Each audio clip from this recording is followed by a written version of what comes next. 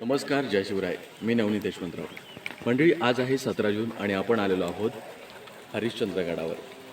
हरिश्चंद्रगडावर चकवा लागणं, हरिश्चंद्रगडावर रस्ता विसरणं, हरिश्चंद्रगडावर रस्ता चुकण्याच्या ज्या काही गोष्टी अलीकडच्या काळामध्ये आपण ऐकतो आहोत, या घटना का घडतात या गोष्टीची प्रचिती खरं तर काल मला आली. मी 6 वाजता इथे सुखरूप पोहोचलो, परंतु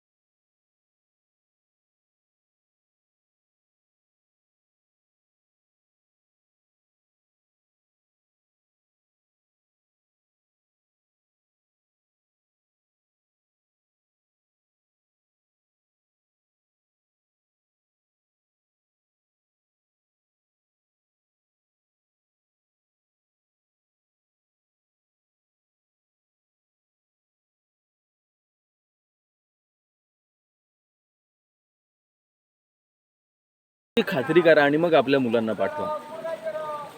एन्जॉयमेंटच्या नादात आपला जीव गमवावा लागू नये. एन्जॉयमेंटच्या नादामध्ये, इंस्टाग्रामच्या रील्सच्या नादामध्ये हा सह्याद्री बदनाम होऊ नये.